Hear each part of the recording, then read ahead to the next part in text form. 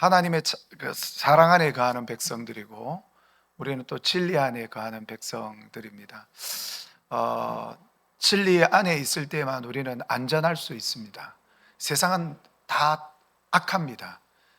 거짓됩니다. 어떻게 하든 사람을 속이고 자기가 원하는 그 세상으로 올라가려고 하는 그런 욕망들로 가득 차 있습니다. 그래서 거짓이 난무하고 또 하나님을 대적하는 일들이 이 세상 가운데 가득 넘쳐나는 것을 볼 수가 있습니다. 이런 세상 속에서 우리가 그리스도인으로 살아간다는 것, 또 우리가 진리를 수호하고 살아간다는 것이 결코 쉬운 일은 아닐 겁니다. 왜냐하면 사람은 본능적으로 위기에 직면하게 되면 그것을 피하려고 합니다. 그걸 피하고 외면하고 그래서 여러분, 많은 사람들이 이렇게 간혹 가다가 어려움을 당한 사람들을 도와주는 그걸 보고 우리가 다 따뜻한 마음을 가지는 이유가 뭡니까? 그게 보편적인 가치였다면 뭐 누구나 그렇게 하는 거지, 저 사람도 그렇게 했네, 이렇게 되지. 그거 보고 와 감동이다 이렇게 안 할 거 아닙니까? 그죠? 그게 감동이 되고 와 저 대단하다 라고 하는 이유가 뭡니까? 우리가 그렇게 못 살고 있단 말이에요.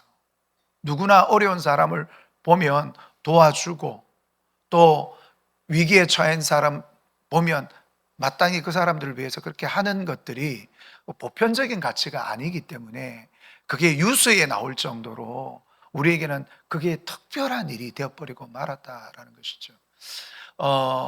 우리가 위기에 닥치면 피하는 것은 누구나 할 수 있는 일이고 가장 쉬운 것이지만 피한다고 피해지는 게 아니고 그게 얼마 가지 못해서 나에게 반드시 도달하게 되어 있습니다. 시간 차이일 뿐이지 반드시 그 일이 내게 도달하게 되어 있다라는 겁니다. 그렇기 때문에 우리는 진리 위에 굳게 서는 것이 정말 중요한 일이다. 그래서 우리 구역장님과 권장님들은 어떤 역할을 하는 사람들이냐면 내 구역의 식구들을 진리 위에 견고히 세우는 사람들이다, 이렇게 말씀드릴 수가 있겠습니다. 내가 진리 위에 그분들을 굳건히 세우려고 그러면 내가 진리 위에 바르게 서야만 되는데, 내가 진리 위에 견고히 서기 위해서 날마다 우리는 하나님의 말씀 가운데 늘 우리를 몰아넣어야 됩니다. 계속해서 내 삶을 말씀 가운데로 몰아넣어야 됩니다. 오늘 본문에도 행위가 온전하여 여호와의 율법을 따라 행하는 자들은 복이 있으며, 여러분 성경에서 우리가 복을 이야기하지 않습니까? 우리 복 받기를 좋아하지 않습니까? 성경에서 복이 뭐라고 이야기하는지 이게 굉장히 중요한 겁니다.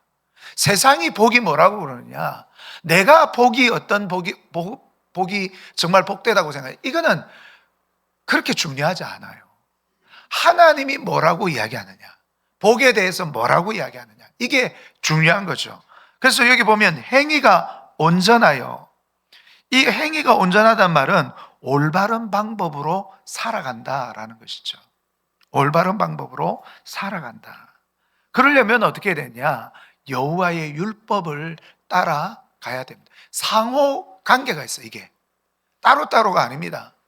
여호와의 율법을 따라 행하는 자는 그 행위가 온전할 수가 있습니다. 그렇기 때문에 이런 사람이 어떤 사람이다? 복 있는 사람이다, 복 있는 사람이다 이야기합니다. 여러분, 이 시편 119편은 총 몇 절로 되어 있을까요? 예? 어떻게 아셨습니까? 책에 있습니까? 네. 빠르시네요. 캐치를 굉장히 빨리 하시는데 176절이나 됩니다. 176절. 근데 여러분, 이게 뭡니까? 알파벳의 순서대로 했다는 거 여러분 아시죠? 그래서 그 알파벳에 각 8줄씩 알렙, 그러면 알렙으로 들어가서 8줄, 그 다음에 김멜 하면 김멜 8줄, 타우 하면 타우 8줄, 이런 식으로 해, 와우, 자인 이렇게 순서대로 이렇게 히브리 알파벳대로 8줄, 8줄, 8줄, 8줄 해가지고 총 알파벳대로 다 하니까 그러니까 22자거든요. 22자니까 이걸 8줄로 이렇게 딱 하니까 총 176절이 되는 거예요. 근데 이 시편 119편은 어떤 내용이냐면 하나님의 율법에 대한 찬양입니다. 하나님의 율법에 대한 찬양이에요. 그래서 율법이라고 하지 않고 다양한 표현들을 쓰고 있습니다. 법이라고 이야기하기도 하고, 증거라고 이야기하기도 하고, 도라고 이야기하기도 하고, 법도라고 이야기하기도 하고, 규례라고 이야기하기도 하고, 율례라고도 이야기하고, 계명이라고 이야기하기도 하고, 판단이라고 이야기하기도 하고, 길이라고 이야기하기도 하고, 약속이라고도 이야기하고, 말씀이라고도 이야기를 합니다. 하나님의 말씀을 참으로 다양한 단어들로 소개하고 있습니다. 그리고 하나님의 말씀이 참 여러분 다양하게 표현되지만 그 말씀의 내용과 진리는 하나입니다. 하나예요. 우리 교회들이 교단이 많습니다. 그죠? 한국 교회 교단이 많습니다. 미국 가면 독립교단이 굉장히 많거든요. 미국은 장로교, 침례교 이런 것보다도 독립교단이 훨씬 교세가 많습니다. 예, 많고 다양한 교단들이 있습니다만 우리가 뭐 예배드리는 어떤 이 폼 그리고 또 뭐 세례, 우리가 침례교회는 왜 침례교회입니까? 물에 장갑 분다고 침례입니다. 그러니까 침례는 물에 확 담그는 거예요. 그래서 침례교입니다. 우리는 확 안 담그죠. 예, 물에 물짝 해가지고 머리 위에 이렇게 딱 짓거립니다. 그러면 예, 그게 이제 우리 세례죠. 본래는 침례가 맞아요. 세례라고 하는 말은 조금 다르게 표현한 건데, 근데 세례하면 안 되는 겁니까? 침례하면 맞는 겁니까? 꼭 침례해야만 침례가 된 거고 세례가 된 거고, 그렇게 안 하면 세례가 안 된 겁니까? 그런 건 아니죠. 예. 그래서 우리가 침례를 하든 또 간략하게 뭐 세례를 하든, 요즘 침례교도 본래 침례는요 흐르는 물이어야 됩니다. 흐르는 곳에 해야 되는데 요즘 침례교도 뭐 이렇게 흐르는 데가 별로 없고 가난하니까 또 복잡하고 그러니까 교회 안에다가, 예전에는 도라묵강 압니까? 도라묵강 거기에다가 물 받아가지고 딱 잠갔거든요. 근데 요즘은 욕조 같은 거를 크게 만들어가지고 거기에다가 이제 잠그는 경우도 있습니다. 이거는 예, 약식입니다. 엄격한 침례교인들은 저게 무슨 침례야 이럴 겁니다. 흐르는 물이에요, 흐르는 물. 그래갖고 확 잠가버리는데, 그러니까 이게 그렇게 했던, 이렇게 했던 그 본질적 의미가 뭐냐, 이게 중요한 겁니다. 그죠? 세례만 받았다고, 침례만 받았다고 다 되는 게 아니고 그 말씀이 주는 본질적 의미가 중요한 거예요. 그러니까 그 본질적 의미를 제대로 우리가 파악을 못하고 제대로 지키지 못하면, 여러분 그 뭐 침례 받아도 뭐합니까? 여러분 할례를 왜 받습니까? 왜 하나님께서 아브라함 보고 할례를 받아라, 할례만 받으면 너는 무조건 내 백성이니까 너 무조건 구원받는다, 이렇게 말씀하셨나요?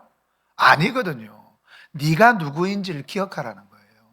네가 누구인지를 기억해라, 이런 의미지 그거 받는다고 구원받는다 이렇게 이야기한 적이 없습니다. 그런 것처럼 우리가 세례라고 했을 때 뭐 어떤 걸 받든 간에 우리가 하나님의 말씀의 본질을 제대로 이해하고 있느냐, 세례 받은 게 중요한 게 아닙니다. 왜 세례를 받아야 되는지, 그 세례가 의미하는 것이 뭔지를 알고 그 의미를 제대로 따라 살자고 세례를 받는 거예요. 그렇지 않습니까? 그죠? 예, 이게 중요한 거예요. 말씀은 본질을 이해하는 게 굉장히 중요한 겁니다.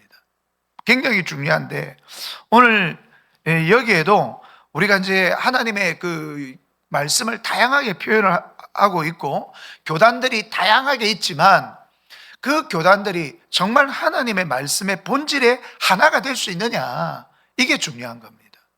하나님의 말씀의 본질에 우리가 하나가 될 수 있느냐. 스타일은 다 틀려도 결국 하나님의 말씀이 가르쳐주고 있는 그 말씀에 모두가 동의할 수 있느냐, 순종할 수 있느냐, 이게 중요한 것이죠. 그래서 여호와의 법에 행하는 자가 복이 있다, 복이 있다. 행위가 완전하여 여호와의 법에 행하는 자가 복이 있다라고 이야기를 합니다. 이건 하나님의 말씀을 온전히 행하는 자가 복이 있다. 여러분, 성경은 시편 1편부터 복 있는 사람은 여호와의 말씀을 주야로 묵상하고 그 말씀을 따르는 자가 복이 있다고 이야기를 하고 있습니다. 여기서도 말씀을 따르는 자가, 행하는 자가 복이 있다고 그랬습니다.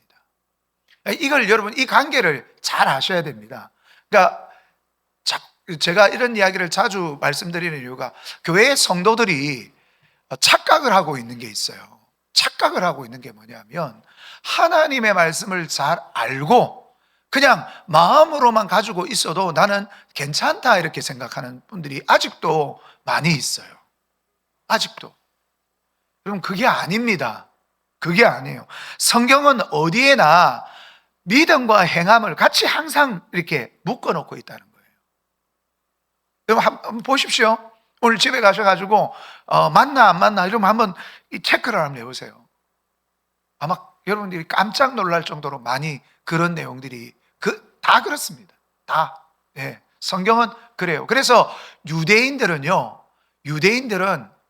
믿음, 말씀 이렇게 할 때 어떤 것부터 어떻게까지 생각하느냐면, 이 말씀을 행동으로 옮기는 그것까지를 생각하는 거예요. 그걸 믿음이라고 이야기를 하는 거예요. 우리는 그냥 믿음 그러면 마음으로 이러는 정도를 믿음이라고 생각하지만, 유대인들은 말씀이 그러니까 믿음 그러면 명령을 받았어요. 그래, 내가 그렇게 믿니? 그러면 아멘 했다면 뭐까지 생각하느냐면 그 말씀의 명령대로 사는 것까지. 그래서 제가 말씀드렸잖아요. 유대인들이 지금 이마에 조그만 상자, 그걸 탁 이렇게 머리에, 왜? 성경에 내 미간에 붙이라 했기 때문에, 손목에 매라 했기 때문에, 여기에 손목에도 카파라고 하는 그 조그만 상자 있지 않습니까? 그거 달린 끈을 칭칭칭칭 감고 있습니다. 왜? 그렇게 하라고 했으니까. 그렇게 하라고 하니까 그렇게 하는 겁니다. 그 사람들은. 그러니까 말씀을 믿음으로 받아들인다는 게 뭐냐면, 그 사람들은 행동으로 옮기는 것까지 그걸 포함하고 있는 거예요. 그게 진정한 믿음입니다. 그게 진정한 믿음이에요. 예. 그걸 가지고 행위로는 구원받지 못한다고 했는데 이런 표현을 하면 안 됩니다.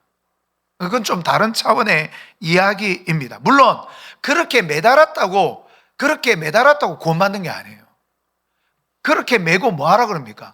말씀을 주야로 묵상하고, 그리고 말씀이 명령하는 대로 사는 겁니다. 매는 것까지만 하면 안 돼요. 그 매는 거는 어디까지나 그 말씀을 보기 위해서, 알기 위해서 매는 거지, 매는 그 자체 행위로 구원받는 건 또 아닌데, 그러니까 이 말씀은 계속해서 우리로 하여금 말씀이 요구하는 자리로 우리를 행동화시키는 것, 이게 굉장히 중요한 내용이라는 거예요. 이게 굉장히 중요해요. 예. 그래서 말씀을 전하는 자, 가르치는 자는 뭘 해야 되냐면, 말씀을 전할 뿐만 아니라 그 말씀의 내용을 그대로 행동으로 나타내줘야 됩니다. 행동으로 나타내줘야 그 말씀을 받는 자들이 어떻게 할까요? 자기들도 그 행동으로 나아가게 하는 겁니다. 예. 그래서 목자의 자리, 가르치는 자의 자리는 참으로 중요하고 또 무게감이 굉장히 크다라는 것을 아셔야 된다는 거죠. 그래서 우리 구역장님들, 또 우리 건잘님들 또한, 우리는 구역에서 리더가 되는 거거든요. 구역에서 말씀을 전하는 자가 되는 거예요. 말씀을 가르치는 자가 되는 거죠. 그건 굉장히 무게감을 느낄 줄 알아야 됩니다. 무게감을 느끼고, 그리고 그 무게감을 가지고 우리가 이 구역 식구들을 돌봐야 되는 거예요. 그럴 때 책임 있는 행동들이 나오는 겁니다. 예. 가볍게 생각하면 안 돼요. 무게감을 느껴야 돼요. 무게감을. 그래서 오늘 여기에도 우리는 하나님의 법도를 행하는 자가 복이 있다라는 말씀, 율법은 신령한 것입니다. 선한 것입니다. 우리가 이 말씀을 다 지켜야 되는데 말씀을 다 지키지 못합니다. 그래서 이 말씀의 영이신 하나님께서 우리를 도와주시겠다고 말씀하고 있는 것입니다. 로마서 6장 14절에서는 이렇게 이야기합니다. 제가 너희를 주관치 못하리니 이는 너희가 법 아래 있지 않고 은혜 아래에 있음이라.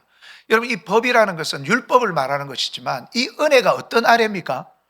은혜는 율법하고 하나님의 말씀하고 상관없는 겁니까? 아닙니다. 이 은혜도 하나님의 약속 안에서 이루어지는 겁니다. 은혜가 은혜되게 해주겠다는 말씀은 뭐냐면 우리로 하여금 하나님 말씀 안 지켜도 내가 너희들을 구원해 주겠다 이런 말씀 아닙니다. 하나님께서 우리를 하나님의 법을 지킬 수 있도록 우리를 이끌어 주시겠다는 겁니다. 이끌어 주시겠다. 그래서 성령은 말씀의 영입니다.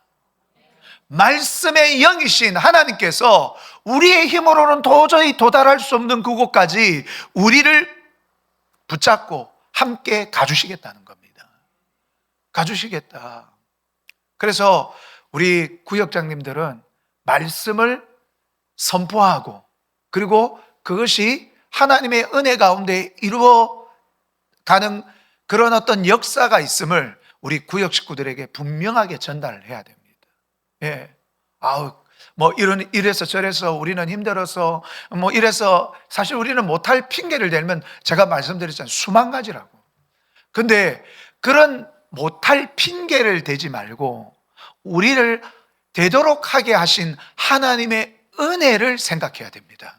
성령을 생각해야 되고 말씀을 생각해야 됩니다. 우리 교회들이 한 발짝 두 발짝 그 하나님의 말씀의 진리에서 이런 핑계 저런 핑계 되면서 물러난 결과가 뭡니까? 결과가 우리가 세상에 지금 당하고 있는 겁니다. 세상에 휘둘리고 있고 지금 힘겹게 나가고 있는 겁니다. 힘겹게. 오늘 오전에 제가 설교를 쭉 하고 있는데 우리 새로운 자매분이 한 분 오셨잖아요.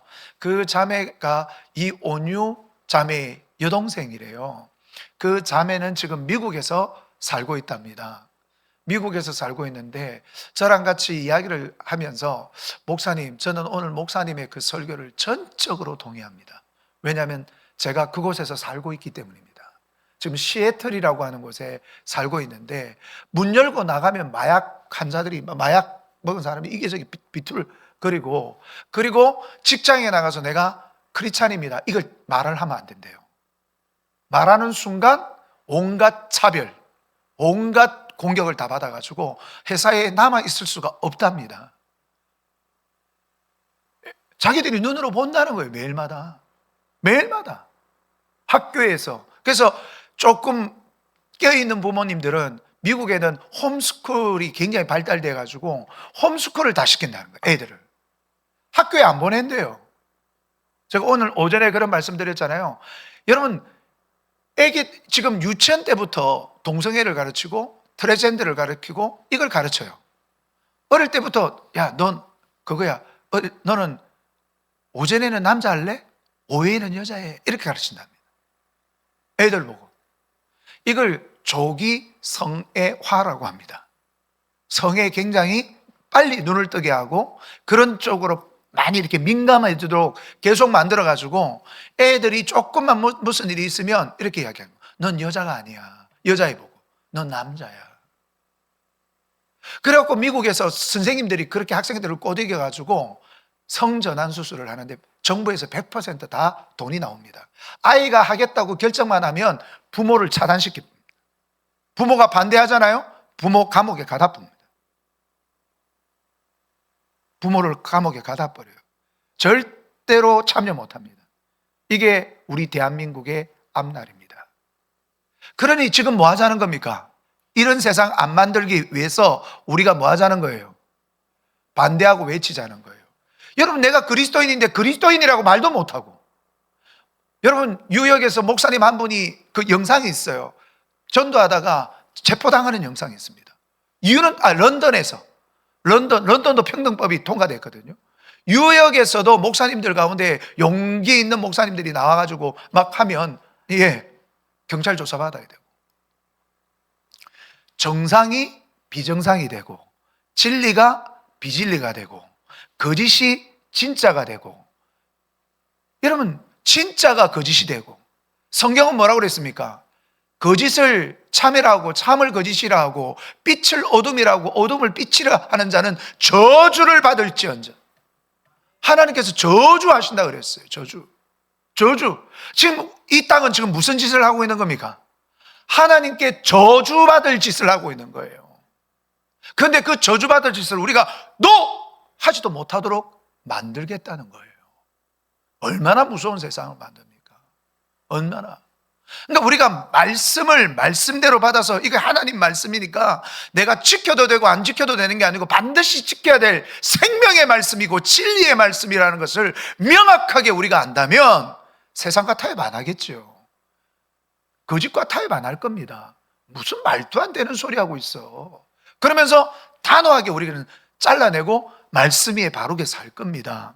근데 여러분, 지금 그렇게 하는 사람들이 점점 줄어들고 있다는 거죠.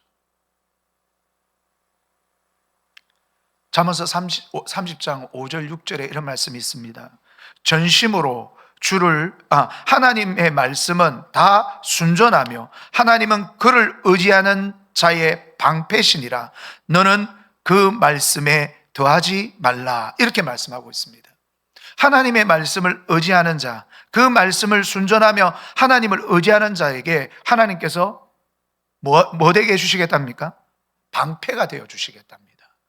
방패가 되어 주시겠다. 그래서 하나님의 말씀을 듣고 지키는 자는 복이 있다라고 누가복음 11장에서 말씀하고 있습니다. 여러분, 정말 하나님의 말씀을 지키십시오. 저는 목회자로서 가장 설교에서 중요한 핵심적 가치를 매번마다 전해야 된다면 하나님의 말씀을 지키라는 것입니다. 하나님의 말씀을 지키라. 이게 설교해야 됩니다. 예. 하나님 말씀 지키지 않고 다른 거 엉뚱한 거 이야기하면서 그런 이야기가 중요한 것처럼 막 이야기하면 그건 하나님 말씀 지키라는 말 아닙니다. 하나님 말씀을 지켜야 됩니다. 그리고 이게 이제 하나님의 말씀을 지키는 자, 이게 이제 순종하는 자죠. 2절에 보니까 여호와의 증거들을 지키고 전심으로 여호와를 구하는 자는 복이 있도다. 여호와를 구하라. 예, 여호와를 구하라. 하나님을 구하랍니다. 여러분, 하나님을 구한다는 게 요즘 우리 시대에 하나님을 구하는 게 뭐겠습니까? 말씀을 구하는 거고 그 말씀 위에 순종하는 겁니다. 예. 하나님은 말씀 위에 계시는 거예요. 말씀이 이 땅 가운데 오신 것 아닙니까? 그러니까 그 말씀을 우리가 지켜야 되는 겁니다. 그럴 때 어떤 일이 벌어집니까? 샬롬이 일어납니다. 샬롬이 거기에서 일어나는 거예요. 평안을 너에게 주노라, 주님 말씀하셨습니다. 내가 주는 평안은 세상에서 주는 평안과 같지 않다. 세상이 주는 평안은 잠깐 주는 평안이지만 내가 주는 평안은 영원히 주는 평안이다. 그러니까 주님 안에 있는 자는 영원히 평안을 누리게 된다라고 이야기를 합니다. 예, 영원히 누리게 된다. 예수님께서도 십자가를 앞두고 이제 십자가를 곧 짊어지셔야 되는데 제자들에게 너희도 마음 준비해야 된다 가르치십니다. 마음을 준비해라. 그렇게 이야기하시면서 제자들에게 하신 말씀이 뭐냐면 이것을 너희에게 이르면 너희로 내 안에서 평안을 누리게 함이라. 그러니까 우리에게 평안을 누리기 위해서 주님의 십자가 이 사건을 같이 생각하고 너희도 십자가를 질 준비를 하고 십자가의 길을 가야 된다. 여러분, 십자가의 길이 고난의 길이고 힘든 길이고 어려운 길이지만 그 길은 우리에게 뭘 주는 길이라고요? 평안을 주는 길이에요. 평안을 주는 길이에요. 우리가 아무리 이 땅에서 내 마음에 드는 일이 팍 일어나가지고 마음 좋다, 너무 요즘 같으면 더 할 나위 없이 더 좋다 그러면서 그게 그렇게 얼마나 지속되든가요? 사람의 평안은 오래 못 갑니다. 오래 못 가요. 예, 오래 못 가기 때문에 여러분 속지 마십시오. 제가 속지 말라고 이야기하는 겁니다. 세상이 주는 거는 잠깐. 예. 그게 있을 때는 호호호호 하다가 그게 없으면 또 이러면서 막 머리 싸매고 몽크의 절규처럼 말이죠. 막 절규합니다. 막. 예. 근데 그리스도 안에 있는 자는 늘 언제나 평안입니다. 예수 안에 평안이 있습니다. 그분이 내 속에 계시다면, 우리 성도들 가운데 안에 계시다면 우린 평안 가운데에 놓인 겁니다. 지금 평안하십니까? 예? 평안하십니까? 예. 예수가 내 안에 계시면 평안해요. 말씀이 내 안에, 그 말씀에 의해서 내가 지배를 당하면, 하나님 말씀에 지배를 당하면 난 평안해요. 예. 평안해요. 여러분, 그 여행을 한 번씩 가시면, 우리나라 말고 외국에 이렇게 가게 되면, 여러분, 혼자서 이렇게 다닐 때 내가 뭐 영어를 잘하는 것도 아니고 그 나라 말도 잘하는 것도 아닌데 어디를 가야 될지 참 난감하지 않습니까? 또 어디를 가야 바가지를 안 쓰이고 내가 그냥 편안하게 잘 할까? 그럼 어떻게 하면 될까요? 그렇죠. 안내를 받아요. 저게 우리 권사님 대답이 정답입니다. 안내를 받, 그 땅에 대해서 너무 잘 알고 그 나라 말을 너무 잘하고 그 시세나 모든 것을 너무 잘 알아가지고 안내를 잘하는 사람을 만나야 됩니다. 그죠? 그런 사람을 만나면 내가 이게 괜찮아. 여기는 좀 바가지를 좀 많이 씌웁니다. 그러니까 저 따라오십시오.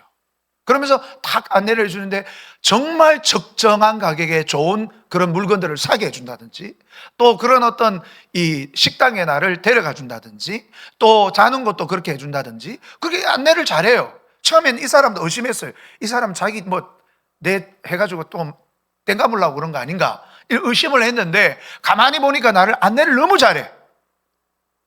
이 사람은 진실돼요.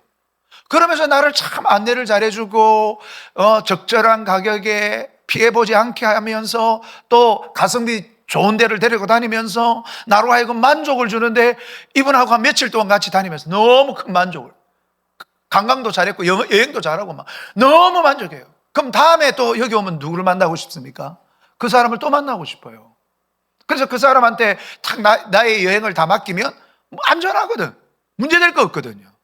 근데 여러분, 우리의 인생의 안내자이신 우리 주님을 우리가 어쩌다 한번 만납니까? 그러니까 어쩌다 한번 만나는 분들은 불안할 거예요. 주님은 늘 대기하고 계셨거든. 우리 안에 늘 대기하고 계신데 주님을 불러야 될 거 아닙니까? 내 인생을 손해보게도 안 하고 정말 가성비 갑으로 최고의 인생을 살게 해주실 최고의 안내자가 내 속에 계신데, 그분을 따르지 않고 자꾸만 엉뚱한 생각하고 바깥에서 두리번 하니까 얼마나 마음에 잠깐 좋을 때도 있지만 불안하고 흔들리고 그런가요? 그러니까 여러분, 그래서 하나님께서 우리와 영원히 함께 하시기 위해서 말씀으로 오신 거라니까요. 말씀이 우리 안에 거하면 우리는 흔들림이 없는 거예요. 제가 그런 말씀을 몇 번 드렸지만, 여러분, 다음에 기회가 있을 때 그 여행을 가실 때 로마에 가면 사도 바울이 참수당한 곳이 있어요. 그곳에 꼭 한번 가보십시오. 다른 분들은 모르겠는데 저는 그곳에서 한참 머물러 있었습니다. 우리 팀들이 다 가고 난 이후에 집사람하고 저하고 그 안을 이렇게 들다 보면서 한참 동안 서 있었습니다. 제가 서 있으면서 제가 물었습니다. 바울에게. 정말 당신 무섭지 않았냐? 목베임을 당하기 전에 무섭지 않았냐? 그리고 그 바울이 목베임을 당하기 전에 잠깐 갇혀 있었던 조그만 감옥 같은 데가 있다고 하면서 소개를 해주는데 그걸 갔어요. 제가 그곳에서 쓰는, 바울, 당신은 이 감옥 안에서 뭘 생각하고 있었습니까? 정말 예수님 때문에 이렇게 고난받고 이제 곧 참수를 당하기 직전인데 후회스럽지 않습니까? 당신은 정말 두렵지 않았고, 정말 내가 주님을 위해서 이렇게 일했는데 주님 나를 이렇게 죽이시려고 합니까? 라고 하는 그런 하나님에 대한 원망과 따짐이 당신에게는 없었습니까? 제가 마음속으로 질문이 되어지는 거예요. 그러면서 제가 이제 입장을 딱 바꿔놓고 그 자리에 탁 들어갔어요. 내가 만약에 바울의 자리에 있다면 이송환, 너는 뭐 어떻게 할 거냐? 너는 원망하지 않을 거냐? 너는 정말 하나님께 감사할 거냐? 바울이 감옥 안에서도 기뻐하고 기뻐하라고 말했는데 너도 기뻐할 거냐? 저에게 물어지는 거예요. 자꾸만 물어지면서 정말 발을 못 뜨겠는 거예요. 발을 못 뜨겠는 거예요. 만약에 바울 당신이 정말 두려움이 없이 내가 목배임 당하는 그 순간에도 하나님께 감사하고 기쁨으로 그 마지막 순간을 맞이했다면 그 비결이 당신은 뭡니까? 당신을 그렇게 만든 비결이 뭡니까? 제가 그 정답을 몰라서 물었던 게 아니고 한번 묻고 싶었어요. 한번 묻고 나서 다시 제가 생각을 했습니다. 그것은 역시 하나님의 말씀 위에 견고히 서 있고 그 말씀을 따라가니까 하나님께서 약속하신 대로 그 바울과 동행하여 주셨고 시시때때마다 하나님의 역사를 나타내셨고 능력을 나타내 주셨고 성령께서 그를 이끄심의 그 은혜를 그가 경험했기 때문에 그는 어느 순간이든 기뻐하였을 것이고 죽음마저도 두려워하지 않는 담대함이 그 속에 있었을 것이다. 그러니 나도 바울처럼 그 길을 가려면 내 속에 말씀이 살아있도록 해야 된다. 말씀이 살아있도록 해야 되고 말씀을 따라 사는 것을 너무너무 기쁘게 생각해야 된다. 그렇게 돼야만 나도 마지막 순간 바울과 같이 설령 내 앞에 죽음이 놓여 있다 할지라도 그 죽음 앞에서도 당당할 수 있고 기뻐할 수 있고 감사할 수 있고 하나님께 영광을 드릴 수 있겠구나. 그런 생각을 하게 됐습니다. 오늘 여기에도 계속해서 말씀에 대해서 찬양을 하고 있습니다. 말씀 자체가 하나님이시니까요. 그래서 주께서 명령하사 주의 법도를 잘 지키게 하셨나이다. 내 길을 굳게 정하사 주의 율례를 지키게 하소서. 내가 주의 모든 계명에 주의할 때에 부끄럽지 아니하리이다. 예. 우리가 하나님의 말씀을 따라 살아가는 사람들은 결코 부끄러움을 당하지 않을 겁니다. 왜 부끄러움이 있습니까? 하나님의 말씀을 온전히 따르지 않기 때문에 부끄러움을, 수치를 당하는 것 아니겠습니까? 그래서 우리는 그런 말씀 안에서 산 소망을 가지게 되는 거예요. 확신을 가지게 되는 것입니다. 확신을 가지게 되는 거예요. 예.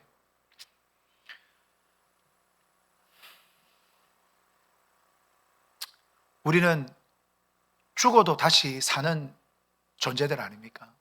그 약속을 받았습니다.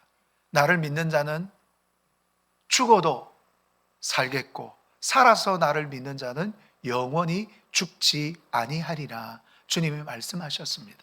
우리는 이래도 저래도 사는 존재가 되는 거예요. 말씀의 약속 안에 거하는 자들은 이와 같은 산 소망을 가지고 확신을 가지고 기쁨으로 살게 되는 것입니다. 또한 말씀을 통하여 살아가는 우리는 즐거운 마음을 가지고 이 땅에서 살아갈 수가 있습니다. 행복한 마음을 가지고. 여러분, 우리가 지금 우리 대한민국이 조금 교회가 어려운 사정을 만났지만 우리 마음이 아프잖아요. 그죠? 힘들지 않습니까? 힘 안 듭니까? 믿음이 좋으셔서 힘이 안 든 겁니까? 믿음이 좋아도 지금 세상이 이렇게 되고 교회가 지금 위기에 빠졌다 이렇게 생각되니까 마음이 무겁지 않습니까? 그죠? 안타깝고 참 하나님 앞에 죄송하고 우짜다가 이래 됐노 탄식도 나옵니다만 그러나 그 속에서도 우리는 기쁨이 있어요. 즐거움이 있습니다. 탄식만 있다면 우리는 못 살 겁니다. 탄식이 있지만 괴로움이 있지만 안타까움이 있지만 우리는 우리 안에 계신 주님의 은혜의 역사가 우리를 붙들고 있기 때문에 우리는 그 안에서 기쁨이 있어야 됩니다. 즐거움이 있어야 돼요. 예. 그래서 진짜 말씀은 우리를 웃게 만듭니다. 말씀은 우리를 즐겁게 만듭니다. 말씀을 지키는 자에게는 여러분 마음속에 위선이나 사심이 자리를 잡을 수 없도록 하나님께서 다 정리해 주시는 거예요. 정리해 주시는 거예요. 그래서 언제나 우리는 즐겁고 기쁜 마음으로 살아갈 수가 있습니다. 마지막으로 주의 계명에 우리가 참 귀를 기울이고 사는 사람은 우리가 복이 있다, 성경은 이야기하고 있습니다. 내가 주의 의로운 판단을 배울 때 정직한 마음으로 주께 감사하리이다. 내가 주의 윤례를 지켜오리니 나를 아주 버리지 마옵소서라고 이야기를 하고 있습니다.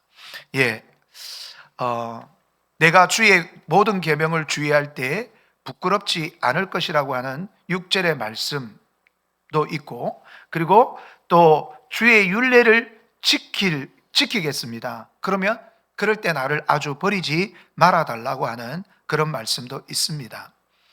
주님이 말씀이 있어야 우리는 부끄러움을 당하지 않고, 주님의 말씀이 있고 우리가 그 말씀 안에 살아야 우리는 하나님께 버림을 당하지 않게 된다라는 것입니다. 우리는 계속해서 말씀을 따라 사는 자들이고, 계속해서 말씀을 전하는 자고, 말씀을 가르치는 자이고, 말씀을 지키는 자여야 합니다. 구역장의 역할은 계속해서 성도들로 하여금 말씀의 방향을 바로 잡고 갈 수 있도록 안내하는 안내자의 역할을 해야 됩니다. 그러기 위해서는 다시 한번 말씀드리지만 우리 구역장님들이 먼저 그 말씀에 온전히 서서 그 말씀을 따라야 됩니다. 말씀을 따라야 돼요. 말씀을 지켜야 됩니다. 그래야만 우리는 우리 구역 식구들을 온전히 잘 이끌어 낼 수가 있는 겁니다. 물론 우리가 완벽하게 잘할 수는 없어요. 저도 목회를 하지만 제가 100% 잘한다, 모든 게 다 잘한다 이렇게 이야기할 수는 없습니다. 허점들이 분명히 있을 것이고 부족하고 못난 점이 있을 겁니다. 그렇지만 제가 할 수 있는 최선을 다하는 거죠. 하나님의 말씀을 최대한 지키고, 그럴 때 하나님께서는 나의 부족함보다는 내가 하나님의 말씀을 따라 살려고 한 그 모습을 통해서 하나님의 역사를 나타내실 거라고 믿습니다. 예수님의 제자들도 다 100% 다 잘한 건 아니거든요. 못난 점도 있었고 부족한 점도 있었지만, 이제 갈라디아서 다음 주쯤에 그 말씀에는 베드로가 도망가는 장면, 왜 도망가는 거 아시죠? 정말 모르시는 기분에 잘 됐습니다. 그럼 다음 주에 그냥 또 왜 도망가는지 알려드리겠습니다. 근데 베드로는요, 도망가서는 안 되는 사람이었어요. 근데 도망갔어요. 그래서 바울에게 책망을 듣게 됩니다. 바울이요, 그렇게 뛰어난 유력한 자였지만 그 또한 또 그렇게 실수를 하고 또 무너지고 또 넘어지네요. 그래도 여러분, 베드로가 야 저거밖에 안 돼? 저거 참 칠해놓고는 사도야, 이렇게 이야기하는 사람 없습니다. 그렇게 했지만 베드로가 뭐 신도 아니고요. 그렇게 했지만 그의 중심이 늘 하나님께 있었고, 그런 사소한 실수보다도 더 많은 것들을 하나님께 그의 삶으로 드렸기 때문에 베드로는 인정받는 거고 높임을 받는 거고 칭찬을 받는 것 아니겠습니까? 우리 구역장님들도 저도 다 완벽하게 할 수는 없지만 그래도 우리 오늘 이 시편 119편을 우리 한번 다 읽어보시기 바랍니다. 이 읽어보면 우리의 마음이 웅장해지고, 말씀을 꼭 붙잡고 살아야 되겠구나 하는 마음이 다시 한번 들거든요. 그러니까 그 말씀을 굳게 붙잡고 우리가 또 그렇게 우리의 삶의 모습을 드러내면 또 구역 식구들도 그러한 모습 속에 감동을 받고 은혜를 받고 하나님의 그 부르심의 자리로 나오게 되고, 그래서 자기의 믿음들이 점점점 상승곡선을 그리는 걸 보고 또 감사하고 기뻐하는 그런 은혜가 계속해서 이어지리라고 저는 믿습니다. 우리 모두가 구역장님뿐만 아니라 우리 모두가 그러한 말씀에 거하고 말씀을 따르고, 그렇게 해서 우리의 삶이 하나님이 보시기에 보다 아름다운 모습으로 발전해가는 우리 모두가 되기를 축원합니다. 기도하겠습니다.